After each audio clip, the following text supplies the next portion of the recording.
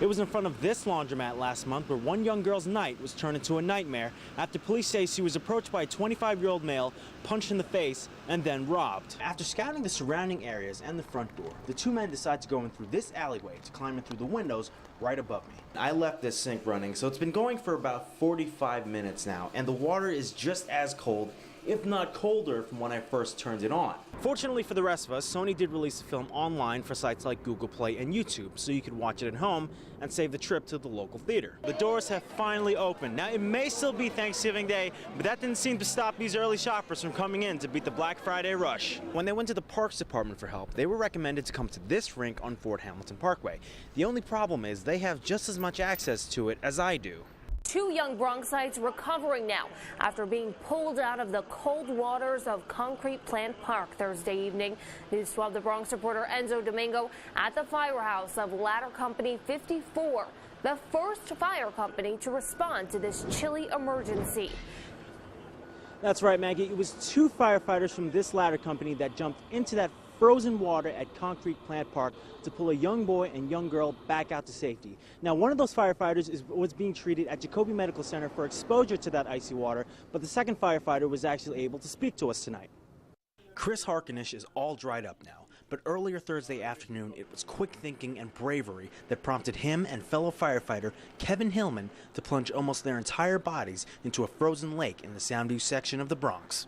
They were very thankful, but I think more than anything, they were just happy to be off the ice and maybe a little in shock. Around 4:30 Thursday afternoon, firefighters got the call for a young boy and girl trapped in the ice.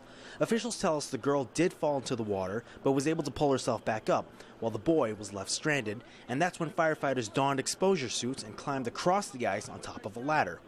The boy and girl were taken to Jacoby Medical Center in stable condition because we're told they were showing signs of hypothermia. It was really lucky that somebody actually came in and saw them and saved them before it was too late. Firefighter Kevin Hillman was also taken to Jacoby because we were told he went into the water at least up to his neck. It makes me feel great. It really is. I have two young girls at home. I can't imagine if anything would happen to them. I'm glad that we're trained so well and we constantly drill on this stuff.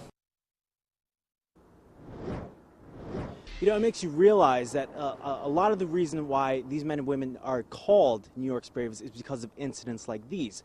Unfortunately, we have no word as to why the boy and girl were out on the ice. And again, they, along with firefighter Kevin Hillman, were taken to Jacoby Medical Center to be treated. That's the latest from Soundview. Enzo Domingo, News 12, The Bronx. Police say Jose R. Royce turned himself in nearly 24 hours after he allegedly punched a woman at a bus stop, dragged her, raped her, and then ran off with her purse.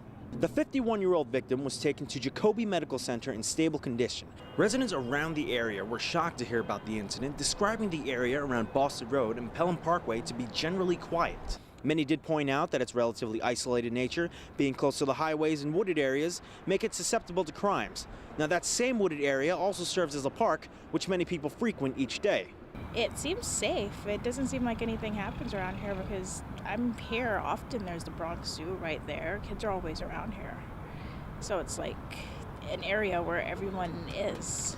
The victim did suffer minor injuries to her face, but again, the suspect, Jose R. Royce, has turned himself into police custody. Reporting from Bronxdale, Enzo Domingo, News 12, The Bronx. It was in front of this laundromat last month where one young girl's night was turned into a nightmare after police say she was approached by a 25-year-old male, punched in the face, and then robbed.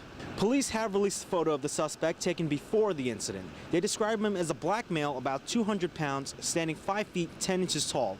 He was last seen wearing a gray and black jacket with a gray hoodie.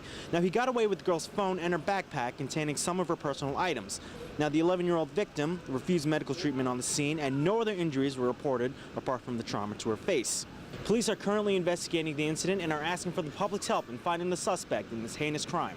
Reporting from Fordham, Enzo Domingo, News 12, The Bronx.